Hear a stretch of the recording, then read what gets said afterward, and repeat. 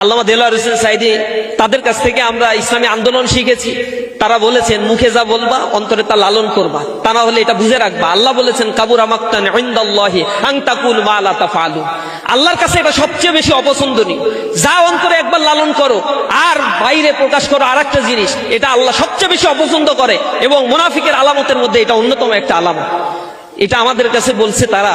আর এরপর থেকে ইসলামী আন্দোলনের পথে এই যাওয়ার যাত্রা পথে যতদিন দার্স দিয়েছে, কথা বলেছে, আমাদেরকে প্রচন্ড বিশ্বাস নিয়ে কথা বলেছে, আমরা আমাদের অন্তরে সেগুলো লালন করার জন্য চেষ্টা করছি। আল্লাহ রাব্বুল আলামিন যেন এই প্রিয় ব্যক্তিকে জান্নাতের মেহমান হিসেবে কবুল করে নেন, তার রেখে যাওয়া এই আদর্শ এই সমাজে যেন আমরা বাস্তবায়ন করতে পারি।